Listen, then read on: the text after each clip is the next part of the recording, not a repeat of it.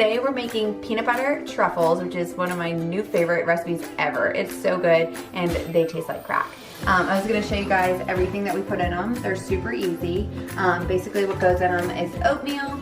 I like just old-fashioned rolled oats. You can make them gluten-free if you need gluten-free. And then we have my favorite peanut butter. This is from Costco. This stuff is so good. Literally the best peanut butter in the world, one of them. You need a little maple syrup, or you can use honey, totally up to you. I like this one. Both are really good. I just have maple syrup, so that's what I'm gonna use. Then we got some vanilla extract, which got Trader Joe's. Unsweetened coconut, you can do shredded, you can do flaked, it doesn't matter, it's gonna go in the food processor, so it's not a big deal. We've got a little coconut oil. I have the one from Brandless, who I love. This is gonna be melted with the chocolate chips, which is what I have in here, and this is just semi-sweet chocolate chips. I think they're just honestly Nestle. I love using those. And then last but not least, dates. These are Julie's dates. These are from California, and they are some of the freshest, best dates I have ever had. So let's get started. So you're gonna need a food processor. You don't have to have this part, but I just really like the consistency it makes when you brown the oats. So first, we're just gonna take a cup of the oatmeal and put it in there. I'm gonna do a half cup of the coconut. And again, you can do the flakes or the shredded, but it doesn't matter because they're just gonna both blend anyway. Got the coconut. We're just gonna grind that into like a flour. So you can see it's like a kind of like a flour consistency. Nice and soft. And then I'm gonna go ahead and pack dates, a cup of dates. So it's about 10 dates. Do a cup of dates. And then we're gonna do a cup of peanut butter. And I like my peanut butter to just be peanuts and salt. So if yours doesn't have salt, I would suggest adding a teaspoon of salt just because I like the sweet salty taste. Otherwise you don't need to add any.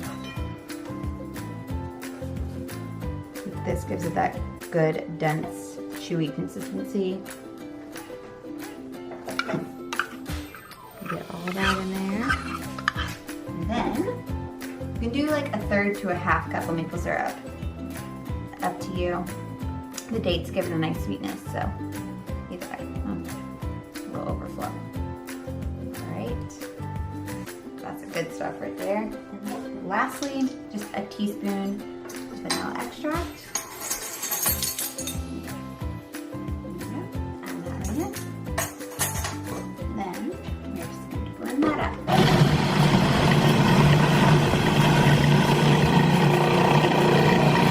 So you might have to go in a couple of times and kind of just use your spoon to get basically like the batter all moved around. And if you have dates that are kind of hard, you can soak them in hot water. These ones are really fresh and soft, so they're fine. But if yours are a little hard, you can soak them in hot water just to kind of soften them up a little bit.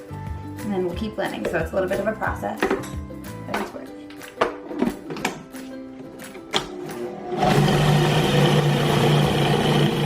And then another thing, if it ever feels too dry, just add a little more maple syrup. And if it ever feels too wet, you can just add more oats or coconut.